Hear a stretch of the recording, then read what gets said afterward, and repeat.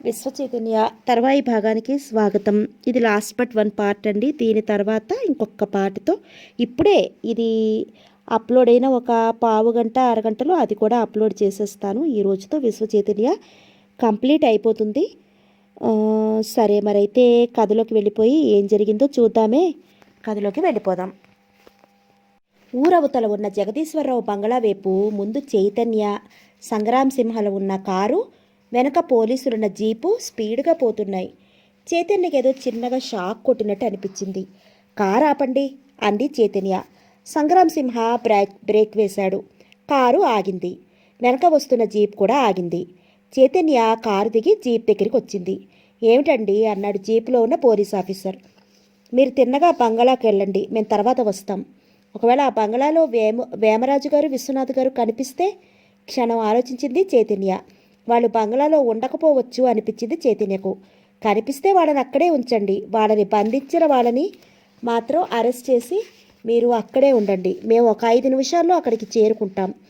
Jeep ఊరవతలున్న Jagadeeswara Rao బంగ్లా వైపు కదిలింది. Chaitanya car దగ్గరికి వచ్చింది. డోర్ తెరిచి లోపల కూర్చుంది. పోనివ్వండి అంది సంగ్రామ్తో. ఎటు? ఉత్తరం వైపుకి. సంగ్రామ్ సింహ కార్ స్టార్ట్ చేశాడు. మా బావగారు శంకర్రావు గారి బంగళాకా? కాదు, పోనివ్వండి. కారు పోతోంది. చైతన్య చప్పున సంగ్రామ్ చేతిలో ఉన్న స్టీరింగ్ని గట్టిగా పట్టుకుని ఎడం వైపుకు తిప్పింది. ఎవరిదో ఆర్తనాదం. సంగ్రామ్ సింహ చప్పున బ్రేక్ వేశాడు. కారు సడన్గా ఆగిపోయింది. ఎవరిదో ఆర్తనాదం చైతన్య చెవుల్లో గిరిగిరుమంటోంది. ఆమె మెల్లగా తల తిప్పింది. పెద్ద నిట్టూర్పు విడిచింది. కారు రోడ్డుగా అడ్డంగా ఆగి ఉంది. కారు ఆపారే? ఆశ్చర్యంగా ఆమె వైపు చూశాడు సంగ్రామ్. అలా చూస్తారేం సంగ్రామ్? క్షణం సంగ్రామ్ నోట మాట రాలేదు. ఈమె స్టీరింగ్ని పక్కకి తిప్పేసినట్టు గుర్తులేదా? ఏమిటి సంగ్రామ్, కారాపి అలా చూస్తారే? మీరు స్టీరింగ్ని ప్రక్కకు తిప్పారు. నేనా? చైతన్య క్షణం గుర్తుకు తెచ్చుకున్నట్లుగా అలాగే ఉండిపోయింది. ఆర్తనాదం మీకు వినిపించిందా? చాలా స్పష్టంగా వినిపించింది. సంగ్రామ్ సింహ ఒక నిట్టూర్పు విడిచాడు. సరిగ్గా ఇదే స్థలంలో నా మేనకోడలు శోభారానికి యాక్సిడెంట్ అయ్యి చనిపోయింది. చైతన్య ఉలిక్కి పడింది. చెట్టు వైపు చూసింది. కళ్ళ ముందు ఏదో దృశ్యం కనిపించి మాయమయ్యింది. అదే దృశ్యం మళ్ళీ కనిపించి మాయమయ్యింది. దక్షిణం నుంచి ఉత్తరంగా పోతున్న రోడ్డు మీద నుంచి ఒక అందమైన అమ్మాయి నడిచిపోతున్నట్లు, అదే సమయంలో తూర్పు నుంచి పడమరకి ఒక లారీ టాప్ స్పీడ్లో వస్తున్నట్లు, ఆ లారీ వస్తున్నట్లు ఆ అమ్మాయి గుర్తించనట్టు, స్పీడ్గా వస్తున్న లారీ ఆమెను ఢీకొన్నట్టు, సరిగా అదే సమయంలో దక్షిణం నుంచి ఉత్తరంగా వస్తున్న 2600 నంబర్ ప్లేటున్న ఫియట్ కారు స్పీడ్గా వస్తున్నట్టు, లారీని సడన్గా చూసి ఫియట్ కారు కుడివైపు కట్ చేసినట్టు, ఆ 2600 నంబర్ ప్లేటున్న ఫియట్ కారు దెబ్బతిని పడిపోయిన అమ్మాయి మీదుగా పోయినట్టు, చెట్టు మరింత వణికిపోతున్నట్టు, కారు నడుపుతున్నది విశ్వనాథ్ అయినట్టు. క్షణంలో ఆమె కళ్ళ ముందు తిరిగింది. నో నో నో అని అరిచింది. సంగ్రామ్ సింహ ఆమె చేతులు పట్టుకుని అమ్మా చైతన్య అన్నాడు. నో నో, అతను కాదు చంపింది, అతను కాదు. చంపడం ఏమిటమ్మా? ఎవరిని చంపటం? విశ్వనాథ్ కాదు అన్ను. అమ్మా చైతన్య, ఏమిటమ్మా నువ్వు మాట్లాడేది? చైతన్య ఉలిక్కి పడింది. మళ్ళీ ఏదో దృశ్యం. Flash flash flash. రయ్యన తూర్పు నుంచి పడమటికి పోతున్న లారీ డిజాల్వ్ అయిపోయింది. శోభారాణి ఫేడౌట్ అయిపోయింది. చెట్టు మాయమైపోయింది. విశ్వనాథ్ కారు మరో దృశ్యంలోకి మిక్స్ అయిపోతోంది. దృశ్యాలన్నీ కరిగిపోయి కేవలం విశ్వనాథ్ మాత్రమే కనిపిస్తున్నాడు. స్పృహ లేదు. కొంతమంది అతన్ని, వేమరాజుని కారులో వేసుకుని వెళ్ళిపోతున్నారు. మా కారుని ఫాలో అవ్వండి అని సంగ్రామ్ సింహతో, సంగ్రామ్ కారుని టాప్ స్పీడ్లో తూర్పు రోడ్డు మీదుగా పోనివ్వండి. అదే మంచిదమ్మా. అన్ని కొండలు అడవి అన్నాడు సంగ్రామ్. అదేమమ్మా, అన్ని కొండలు అడవి అన్నాడు సంగ్రామ్. అక్కడే చిన్న నది కూడా ఉంది. నది ఉన్నట్లు తెలుసు కానీ సరిగ్గా ఎక్కడ ఉందో సంగ్రామ్కి తెలియదు. నేను దారి చెప్తాను, కారుని పోనివ్వండి. దూరంగా బ్రిడ్జి కనిపిస్తోంది. ఆ బ్రిడ్జి దగ్గర ఒక కారు ఆగి ఉంది. అందులో నుంచి ఎవరినో కొందరు మూసుకొచ్చి రోడ్డు మీద పెట్టారు. తర్వాత ఒకరి తర్వాత మరొకరిని బ్రిడ్జి మీద నుంచి కింద నదిలోకి తోసేశారు. ఈ దృశ్యాన్ని చైతన్య చూసింది. భయంతో వణికిపోయింది. అంత ఎత్తైన బ్రిడ్జి మీద నుంచి తోసేస్తే విశ్వనాథ్ వేమరాజులు బ్రతుకుతారా? క్విక్, ఆ బ్రిడ్జి దగ్గరికి పోనివ్వండి, చైతన్య అరిచింది.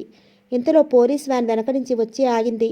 పోలీసులు కంగారుగా కిందకి దిగారు. ఏమిటండి, ఏమిటి జరిగింది? ఇద్దరిని నదిలోకి తోసేశారు. మీరంతా కిందకి దిగి నది పొడుగునా వెతకండి, త్వరగా వెళ్ళండి అని చైతన్య అరిచింది. చైతన్య చప్పున రెండో వైపుకు పరిగెత్తి బ్రిడ్జి దిగి నది రెండో వైపు పరిగెత్తింది. ఆమెను వెంట తరుముతున్న కారు బ్రిడ్జి దాటి కొంత దూరంలో ఆగిపోయింది. అందులో నుంచి వస్తాదుల్లాంటి వాళ్ళు దిగి నది ఒడ్డునే ఆమెను తరమడం మొదలుపెట్టారు. ఆమె శక్తి కొద్దీ పారిపోతోంది. వాళ్ళు కూడా ఆమెను విడిచిపెట్టలేదు. ఆ వేమరాజుని విశ్వనాథుని నీటిలో తోసేసినట్టే ఈమెను కూడా నదిలోకి తోసేస్తే తమ పని పూర్తి అవుతుంది. చైతన్య పరిగెత్తి ఒక రాయిని తన్నుకుని పడిపోయింది. వెనక నుండి రౌడీలు పరుగున రావడం పసిగట్టింది. రాయి వెనక దాక్కుంది. చైతన్య వెనక్కి చూసింది. ఇక లాభం లేదు. ప్రవాహం అంటూ భయపడుతూ అక్కడే నిలబడి ఉంటే వాళ్ళు తనని చూస్తారు. చూశారా, తనని బంధించి తీసుకున్న పోవచ్చు, లేదా తలబద్దలు కొట్టి నదిలోకి తోసేయనన్నా తోసేయొచ్చు. ఏమైతే అదైందని నదిలోకి దూకేసింది. అంతలో ఆమె చేతికి ఏదో దొరికింది. చప్పున దాన్ని పట్టుకుంది. అదేదో అడవిలో నుంచి కొట్టుకొస్తున్న కర్ర దొంగ లాంటిది. దాన్ని పట్టుకుని కాసేపు ఆయాసం తీర్చుకుంది. దొంగ మెల్లగా సుడిగుండం నుంచి దాటి ప్రవాహంలో కలిసింది. ప్రవాహం వేగానికి అది ఇటు అటు కొట్టుకుపోతోంది. నది మధ్యలో ఉన్న రాళ్ళకి తగిలినప్పుడల్లా అది దిశ మారుతూ పోతోంది. ఒక గంట ఇది చివరికి అవతలి ఒడ్డుకు చేరింది. తనని రక్షించిన దొంగ వైపు క్షణం తర్వాత చూసింది. ఆ దొంగ మనిషిని గుర్తించాక భయంతో కెవ్వున కేక వేసింది. అవతలి ఒడ్డున చైతన్య కోసం వెతుకుతున్న రౌడీలు ఆ కేకని విన్నారు. పోలీసులు టార్చ్ లైట్లు వేసుకుని పరిగెత్తడం చూశారు. ఒక రౌడీ తుపాకీ తీశాడు. టార్చ్ లైట్ వైపు గురి చూసి పేల్చాడు. టార్చితో పాటు పోలీసు కిందకి దొర్లిపోయాడు. సంగ్రామ్ సింహ ముందుకు పరిగెత్తాడు.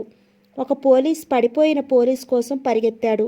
సంగ్రామ్ సింహ టార్చ్ లైట్ ఆర్పి ఇసుకలో దేక్కుంటూ చైతన్య, అమ్మా చైతన్య అని మెల్లగా పిలుస్తూ వెళుతున్నాడు. పోలీసు మెల్లగా జీపులోకి ఎక్కాడు. వైర్లెస్లో హెడ్ క్వార్టర్స్కి చెప్పాలని మైక్రోఫోన్ తీశాడు. అవతల వైపు నుండి రౌడీ దాదాపు జీప్ దగ్గరికి వచ్చేశాడు. వైర్లెస్లో మాట్లాడబోతున్న పోలీసును చూశాడు. పిస్టల్ గురిపెట్టి పేల్చాడు. వైర్లెస్ సెట్కి బుల్లెట్ తగిలింది. పోలీసు చప్పున తుపాకీ తీసి మీదకి వస్తున్న రౌడీ వైపు కాల్చాడు. రౌడీ చేతిలో పిస్టల్ నదిలో పడిపోయింది. వాడి కుడి చేతికి బుల్లెట్ తగిలింది. అయినా వాడు పారిపోబోయాడు. పోలీసు చప్పున వాడి వెనక పరిగెత్తి పట్టుకున్నాడు. షర్టు పట్టుకుని బరబరా ఈడ్చుకుంటూ వచ్చి వాడి జేబులో కుదేశాడు. నది ఒడ్డున స్పృహ తప్పి పడిపోయిన విశ్వనాథుని పట్టుకుని చైతన్య ఏడుస్తోంది. అవతలి ఒడ్డు నుంచి రౌడీలు తుపాకీలు పేలుస్తూనే ఉన్నారు. విశ్వనాథ్, చైతన్య నది ఒడ్డునే ఉన్నారు. మసక చీకట్లో వాళ్ళు గాని రౌడీలకు చూచోయగారన్నా కనిపించారా? వాళ్ళందరూ తుపాకులు గురిపెట్టి ఇద్దరిని కాల్చి పారేస్తారు. పక్కనే ఉన్న విశ్వనాథ్ సజీవంగా ఉన్నాడో లేదో తెలియదు. చైతన్య ధైర్యం చేసింది. ఒడ్డున కాస్త దూరంలో దట్టంగా పెరిగిన చెట్లు ఉన్నాయి.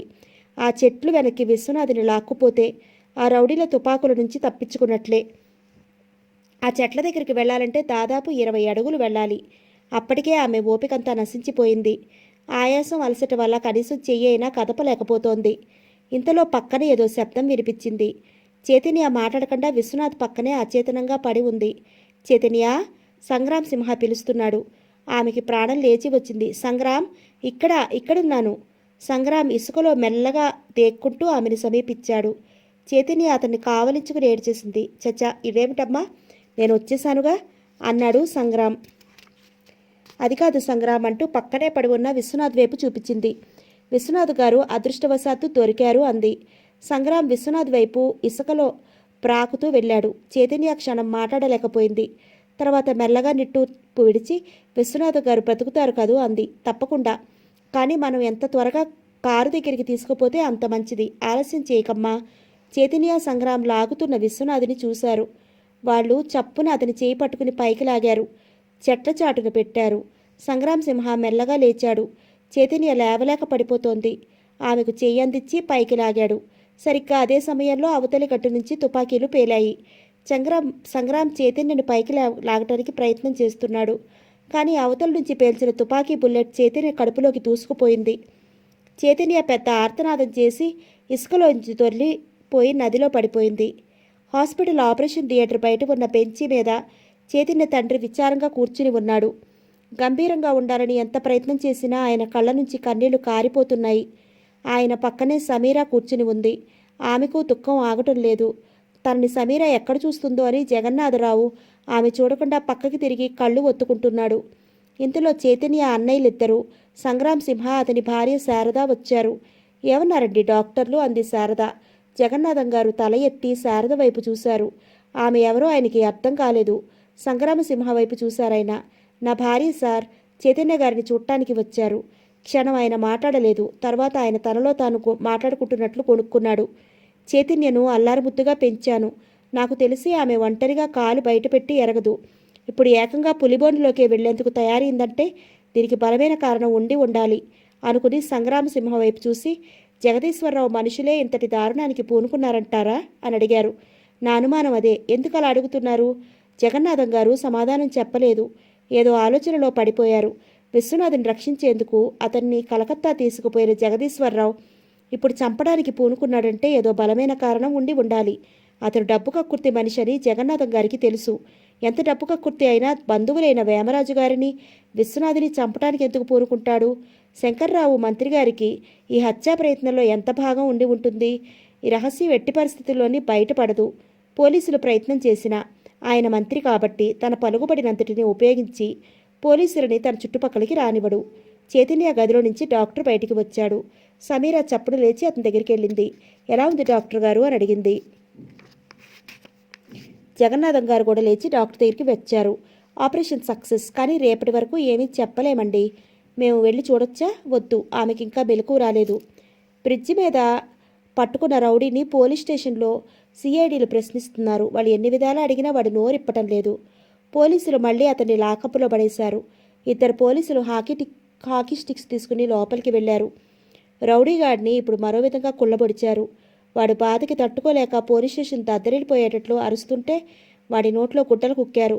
తలకిందులుగా వేలాడదీసి డొక్కల్లో గుద్దారు. చెప్పు చెప్పు నా కొడక, మీకు ఆ తుపాకులు ఎవరిచ్చారు?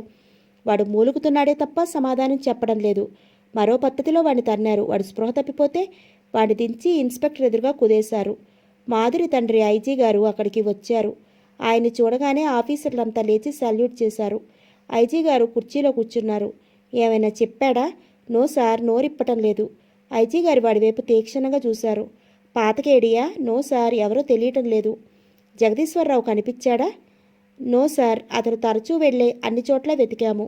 రౌడీ మెల్లగా కళ్ళు విప్పాడు. దాహం, కాసి నీళ్లు పొడిగా అంటున్నాడు. ముందు చెప్పు, తర్వాత ఇస్తాం. ఐజీ ఇన్స్పెక్టర్ సాయిగ చేశాడు నీళ్ళిమ్మని. ఇన్స్పెక్టర్ సాల్యూట్ చేసి నీళ్లు తీసుకురావడానికి వెళ్ళాడు. ఐజీ మెల్లగా వంగి రౌడీ ముఖంలోకి చూశాడు. నిష్కారణంగా చచ్చిపోతావు, నిజం చెప్పేయి. జగదీశ్వరరావు ఎక్కడా?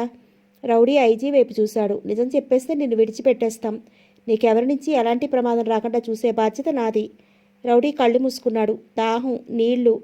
ఇన్స్పెక్టర్ నీళ్లు తీసుకొచ్చాడు. ఇన్స్పెక్టర్కి ఐజీ సైగ చేశాడు. చేసేది లేక ఇన్స్పెక్టరే వాడికి నీళ్లు తాగించాడు. నీళ్లు తాగిన తర్వాత వాడు కాస్త తేలికైనట్లుంది. చుట్టూ చూశాడు. చుట్టూ ఉన్న రాక్షసుల మధ్య ఐజీ గారు అప్పటికి దేవుళ్లా కనిపించారు. చేతులు జోడించి ఐజీ వైపు చూశాడు. ఐజీ గారు వారి రెండు చేతులు పట్టుకుని మెల్లగా అడిగాడు, అసలేం జరిగిందో చెప్పు. వాడి క్షణం ఊపిరి తీసుకున్నాడు. నేను అయ్యగారి ఉప్పు తింటున్నాను బాబుగారు. ఏ అయ్యగారు? జగదీశ్వరరావు గారు. ఆయన ఉప్పు తింటున్నావని అతను చెప్పిన పిచ్చి పనులన్నీ చేసేయడమేనా? ఏం చేయగలను సార్, బతకాలి, ఉద్యోగం లేదు, ఏ పాపం చేయడం తెలియదు, పెళ్ళాం బిడ్డలని బతికించుకోవాలి కదా. నువ్వు నిజం చెప్పేస్తే నీకు ఉద్యోగం ఏమైనా చూపిస్తాను, హాయిగా దొరలా బ్రతకొచ్చు అన్నాడు ఐజీ గారు. వాడు ఐజీ ముఖంలోకి చూశాడు. మళ్ళీ వరాలిచ్చే దేవుడు ఆయన ముఖంలో కనిపించాడు. రెండు చేతులు జోడించి మెల్లగా లేచి ఐజీ గారి దగ్గరగా వచ్చాడు. జరిగింది చెప్తే వదిలేస్తారా సార్? ఐజీ గారు తల ఊపాడు. వాడు మెల్లమెల్లగా చెప్పడం మొదలుపెట్టాడు. ఐజీ గారు కుర్చీలో కూర్చున్నారు. జగదీశ్వరరావు గారు నిన్న మధ్యాహ్నం నన్ను మరో 5గురిని తీసుకుని జడ్జి జగన్నాథం గారింటికి తీసుకెళ్లారండి. వెళ్లే ముందు మా అందరికీ పోలీస్ డ్రెస్సులు ఇచ్చి తొడుక్కోమన్నారండి. మేము డ్రెస్సులు వేసుకుని జడ్జి గారింటికి వెళ్ళామండి. గేటు దగ్గర పోలీస్ మిమ్మల్ని అడ్డుకించలేదా? లేదండి, ముందు జగదీశ్వరరావు గారు నడుస్తున్నారు. కనీసం జగదీశ్వరరావునైనా పోలీసు ఏం అడగలేదా? లేదండి, పోలీస్ దగ్గర జగదీశ్వరరావు గారు ఒక క్షణం నిలబడి అతని వైపు అదోలా చూశారండి. అదోలా అంటే చెప్పలేనండి. మమ్మల్ని కూడా ఆయన గారు అప్పుడప్పుడు అలాగే చూస్తూ ఉంటారు. ఆ చూపుని చూడగానే మేము ఏదోలా అయిపోతామండి. ఆయన అప్పుడు ఏం చెప్పినా క్షణంలో చేసి పారేస్తామండి. జగదీశ్వరరావుకి హిప్నాటిజం గాని తెలుసా అనుకున్నాడు ఐజీ గారు. ఎంత హిప్నాటిజం తెలిసినా ఎదుటివాడు కోఆపరేట్ చేయకపోతే వాళ్ళని హిప్నటైజ్ చేయడం కష్టం. బహుశా ఈ జగదీశ్వరరావుకి హిప్నాటిజాన్ని మించిన మరో విద్య ఏమైనా తెలుసా? తర్వాత పోలీసు అలా కొయ్యబారిపోయి నిలబడిపోవడంతో మేమంతా కలిసి బంగ్లాలోకి వెళ్ళామండి. మిమ్మల్ని బంగ్లాలోని నౌకరెవరు చూడలేదా? చూశారు కానీ ఎవరూ ఏమీ మాట్లాడలేదండి. పోలీసులానే బిర్రబిగుసుకుపోయారండి. ఆ తర్వాత ఏం చేశారు? తిన్నగా ఒక గదిలోకి వెళ్ళామండి. అక్కడ వేమరాజు గారి అబ్బాయి విశ్వనాథ్ గారు ఏదో చదువుకుంటున్నారండి. జగదీశ్వరరావు గారిని చూడగానే ఆయన మామయ్య అంటూ లేచి ఆయన దగ్గరికి వచ్చారండి. నాతో రా అన్నారండి జగదీశ్వరరావు గారు. ఎక్కడికి, ఏమిటి విషయం అని విశ్వనాథ్ అడగలేదా? లేదండి, ఏమీ అడగలేదండి. జగదీశ్వరరావు గారు వెనకాలే నడిచారు. ఎక్కడికి తీసుకువెళ్లారు? ఊరవతల బంగళాకండి. అక్కడే వేమరాజు గారు కూడా ఉన్నారండి. మరి నదిలోకి ఎవరు తోసేశారు? మేమేనండి. ఎందుకు? జగదీశ్వరరావు గారు ఫోన్ చేసి వాళ్ళని నదిలో తోసేయమన్నారండి. ఫోన్ మోగింది. ఐజీ గారు రిసీవ్ తీసుకోలేదు. ఇన్స్పెక్టర్ వైపు చూశారు. ఇన్స్పెక్టర్ రిసీవర్ అందుకున్నాడు. అవతల నుంచి బోళాశంకర మంత్రి గారు మాట్లాడుతున్నారు. ఇన్స్పెక్టర్ మౌత్ పీస్ చేత్తో మూసి ఐజీ వైపు చూసి, సార్ మంత్రి గారు మాట్లాడుతున్నారు అన్నాడు. ఐజీ చిత్రంగా చూశాడు. ఆయనకి పోలీస్ స్టేషన్తో ఏం పని? నువ్వే మాట్లాడు. ఎస్ సార్ అని రిసీవర్లో మాట్లాడాడు. ఆ వేమరాజు గారిని విశ్వనాథిని చంపటానికి ప్రయత్నించిన వారు మీ స్టేషన్లోనే ఉన్నాడా? Yes sir. ఏమైనా చెప్పాడా? ఇన్స్పెక్టర్ అవే మాటల్ని ఐజీ గారికి మౌత్ పీస్ మూసి చెప్పాడు. ఐజీ ఏం చెప్పతున్నట్లు సైగ చేశాడు. లేదు సార్, ఎంత అడిగినా చెప్పటం లేదండి. ఏమీ చెప్పలేదా? లేదు సార్. స్పృహ తప్పిపోయాడా? అవును సార్. క్షణం అటు నుంచి మాటలు వినిపించలేదు. సరే, వాడిని అక్కడే ఉంచండి, నేను వస్తున్నాను. మంత్రి గారు అవతల రిసీవర్ పెట్టేశాడు. మినిస్టర్ గారు ఇక్కడికి వస్తున్నారట సార్, ఇన్స్పెక్టర్ ఐజీతో చెప్పాడు. ఐజీ గారు క్షణం ఆలోచించారు. వీడిని నేను తీసుకెళ్తున్నాను సార్. ఆశ్చర్యంగా చూశాడు ఇన్స్పెక్టర్. వీడిని నాతో తీసుకెళ్తున్నాను సార్. మినిస్టర్ గారు వస్తే తప్పించుకుని పారిపోయాడని చెప్పండి. ఎన్కౌంటర్లో నక్సలైట్ల చేతిలో చిక్కిపోయినట్లు వణికిపోయాడు ఇన్స్పెక్టర్. సార్, అవతల మినిస్టర్ గారు మమ్మల్ని ఏమీ చేయరు అంటూ ఐజీ ఆ రౌడీని తీసుకుని వెళ్ళిపోయాడు. ఆయన వెళ్ళిపోయాక ఇన్స్పెక్టర్ గుండెల్లోంచి నిజంగానే నక్సలైట్ల బుల్లెట్లు దూసుకుపోయినట్లు కూలిపోయాడు. మిగతా పోలీసుల మీద పెద్దగా అరిచాడు. పొండిరా, ఆ మినిస్టర్ గారు నిజంగానే మనందరినీ అడవుల్లోకి తోలేస్తాడు. పొండి, ఏమన్నా చెప్పారా? ముందు మిమ్మల్ని చంపేస్తాను. పావుగంటలో మినిస్టర్ గారు గన్మెన్లతో పాటు వచ్చాడు. పోలీసులు వణికిపోతున్నారు. ఇన్స్పెక్టర్ హడలిపోతున్నాడు. పోలీస్ స్టేషన్లో ప్రతి కుర్చీ, టేబుల్, తుపాకీలు గడగడలాడిపోతున్నాయి. మినిస్టర్ గారిని చూసి పోలీసులు మూకుమ్మడిగా సెల్యూట్లు చేసి అటెన్షన్లో నిలబడిపోయారు. మినిస్టర్ తిన్నగా వచ్చి ఇన్స్పెక్టర్ని అడిగాడు. ఏడి, వాడెక్కడా? ఇన్స్పెక్టర్ వణికిపోతున్నాడు. ఏడయ్యా వాడు? సార్, వాడు తప్పించుకుని పారిపోయాడండి. మినిస్టర్ నమ్మలేనట్లు చూశాడు. తప్పించుకుపోయాడా? సాలోచనగా కుర్చీలో కూలబడిపోయాడు. ఎలా? స్పృహ తప్పి పడుకున్నాడని అలాగే ఉంచాం సార్. పోలీస్ నీళ్లు తీసుకురావడానికి వెళ్ళాడు. అంతలో వాడు లేచి పారిపోయాడండి. మినిస్టర్ బోళాశంకర్రావు కుర్చీలో నుంచి మెల్లగా లేచాడు. తలొంచుకుని బయటికి వెళ్ళాడు. కారు స్టార్ట్ అయింది. ఇన్స్పెక్టర్ ముఖానికి పట్టిన చెమట తుడుచుకుని కుర్చీలో కూలబడి 2 గ్లాసుల నీళ్లు తాగేశాడు. పావుగంట తర్వాత ఐజీ గారు ఫోన్ చేశారు. ఇన్స్పెక్టర్, సార్, మినిస్టర్ గారు వెళ్ళిపోయారా? వెళ్ళిపోయారు సార్. మిమ్మల్ని ఏమన్నా అన్నారా? ఏమీ అనలేదు సార్. పారిపోయాడని చెప్పగానే కుర్చీలో కూర్చున్నారు సార్. తర్వాత గబగబా వెళ్ళిపోయారు. సార్, నా ఉద్యోగం. నీ ఉద్యోగానికి వచ్చిన భయం లేదులే, ప్రమోషన్ వస్తుంది. ప్రమోషనా? ఎందుకు సార్? తర్వాత తెలుస్తుందిలే. నువ్వు మాత్రం ఈ విషయం ఎవరితోని చెప్పకు. చెప్పావా నేను ట్రాన్స్ఫర్ చేసేస్తాను. సరే. లైన్ కట్ అయింది. ఐజీ గారు ఆలోచనలో పడ్డారు. వేమరాజు గారిని, విశ్వనాథిని చంపించడానికి చేసిన ప్రయత్నంలో ఈ బోళాశంకర్రావు గారి అదృశ్య హస్తం ఉందా? బోళాశంకర్రావుకి ఈ హంతకులకి మధ్య డైరెక్ట్గా సంబంధం ఉండి ఉండదు. మధ్యలో జగదీశ్వరరావు మధ్యవర్తిగా పనిచేశాడా?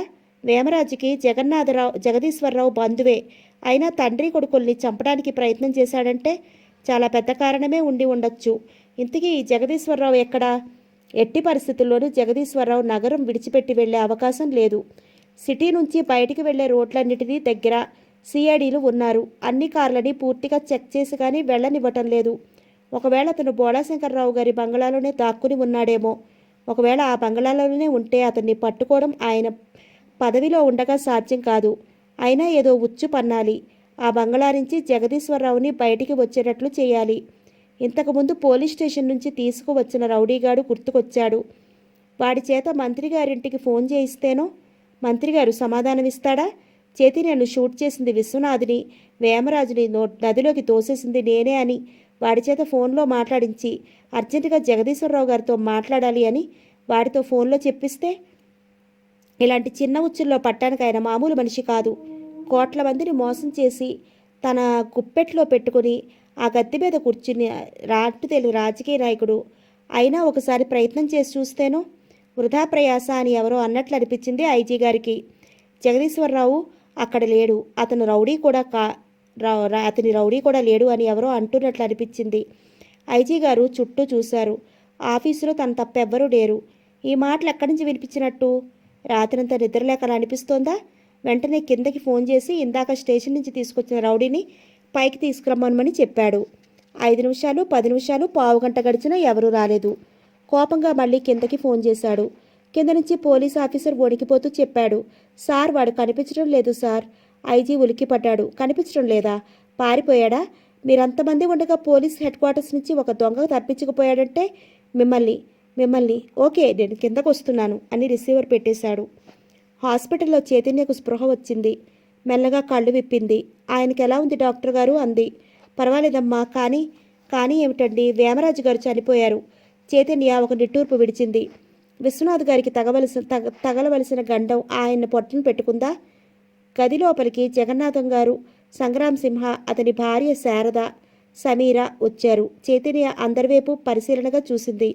ఆమె దృష్టి శారద మీద పడింది. తర్వాత సంగ్రామ్ సింహ వైపు చూసింది. సంగ్రామ్ సింహ చైతన్య దగ్గరికి వచ్చాడు. నా భార్య శారద. చైతన్య ఆమెను దగ్గరగా రమ్మంది. సైగ చేసి తన పక్కనే కూర్చోమంది. శారద చైతన్య బెడ్ అంచున కూర్చుంది. చైతన్య ఆమెనే పట్టుపెట్టి చూసింది. సంగ్రామ్ సింహకు పెళ్ళైన కొత్తల్లో తనింటికి కోడలుగా వచ్చిన శారదేనే ఈమె.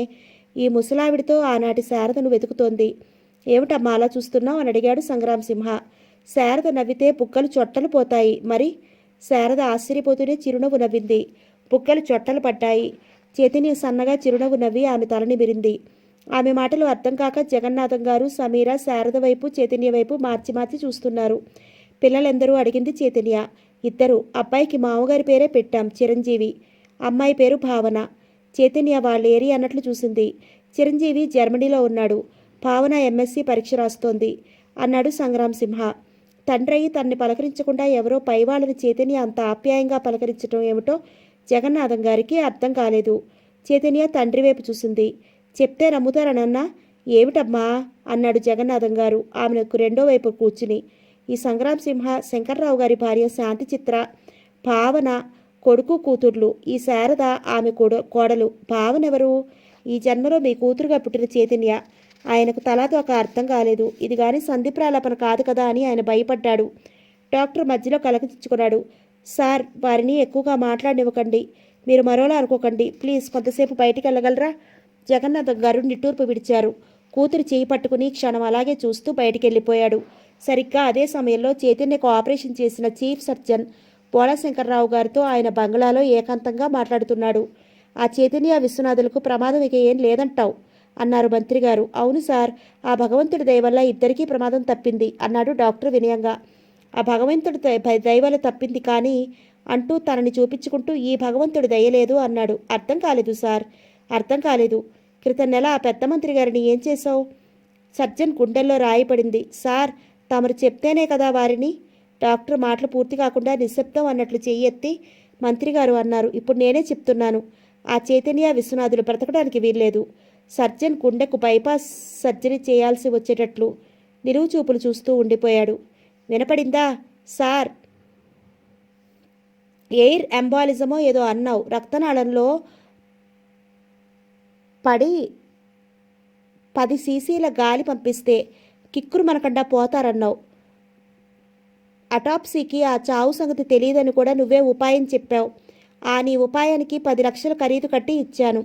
ఇప్పుడు మరో 10 ఇస్తాను. వాళ్ళిద్దరినీ ఆ ఎయిర్ ఎంబాలిజంతో కుట్టు చప్పుడు కాకుండా పైకి పంపించేయాలి. అదిగో పెట్టే, ఇంటికెళ్ళి లెక్క పెట్టుకో. సర్జన్కి కళ్ళనీళ్ల పర్యంతమైంది. పెద్ద మంత్రి గారికి ఎయిర్ ఎంబాలిజం చేసినా చేయకపోయినా మరో 5-6 నెలల్లో ఎలాగో పోతాడు. అమెరికా వెళ్ళినా బ్రతకడు. స్విట్జర్లాండ్ వెళ్ళినా బ్రతకడు. ఒక 6 నెలలు ముందుగా పంపించేస్తే పోయేదేమిటని ఆ 10 లక్షలకి కక్కుర్తిపడి ఆ పని చేశాడు. కానీ ఈ చైతన్య విశ్వనాథులకు జీవితం ఎంతో ఉంది. వీళ్ళని అర్ధాంతరంగా చంపేయడం అంటే కాదు అంటే ఈ బోళాశంకరుడు తనని చంపేస్తాడు. తన కర్మకాలి ఆ పెద్ద మంత్రిని దహనపరచలేదు, పూడ్చారు. శవాన్ని తిరిగి బయటకు తీస్తే ఆ శవమే నిజం చెప్పేస్తుంది. అప్పుడు తనని ఆ గోతిలో వేసి పూడ్చేస్తుంది న్యాయస్థానం. ఏమంటావ్ అని పెట్టె అతడి ముందుకి తోశాడు. సర్జన్ ఏమనుకున్నాడో సోఫాలో నుంచి లేచి నిలబడ్డాడు. పెట్టె తీసుకున్నాడు. అలాగే సార్, తప్పకుండా చేస్తాను అంటూ చరాచరా అక్కడి నుంచి వెళ్ళిపోయాడు. బోళాశంకర్రావు నుంచి 10 లక్షలు తీసుకున్న డాక్టర్ పరమేశ్వర్ తిన్నగా హాస్పిటల్కి రాలేదు, ఇంటికి వెళ్ళలేదు. ఇంతకుముందు మంత్రి గారిని పైకి పంపించేయడానికి తీసుకున్న డబ్బు ఎక్కడ దొంగతనంగా దాచిపెట్టాడో ఆ ఊరు వెళ్ళి ఈ పెట్టె కూడా అక్కడే పెట్టి తిరిగి వచ్చాడు. ఆ రావడం తిన్నగా హాస్పిటల్కే వచ్చాడు, ఇంటికి అసలు వెళ్ళలేదు. అప్పుడు రాత్రి 12 గంటలైంది. హాస్పిటల్లో అందరూ నిద్రపోతున్నారు. నైట్ డ్యూటీలో ఉన్న డాక్టర్ తన గదిలో కూర్చుని నర్సుతో సినిమా స్టైల్ డైలాగ్స్ మాట్లాడుకుంటున్నారు. డాక్టర్ పరమేశ్వర్ అటూ ఇటూ చూసుకుంటూ తన గదిలోకి వెళ్ళాడు. పెద్ద సిరంజి తీసుకున్నాడు. తిరిగి చైతన్య ఉన్న 3వ నెంబర్ గదిలోకి వెళ్ళాడు. బెడ్ మీద అమ్మాయి మంచి నిద్రలో ఉంది. బహుశా మార్ఫియా ఇచ్చి ఉంటారు. ఇలాంటి సమయంలో ఆమె చేతి రక్తనాళానికి ఇంజెక్షన్ ఇచ్చినా ఆమె కదిలే ఆస్కారం ఉండదు.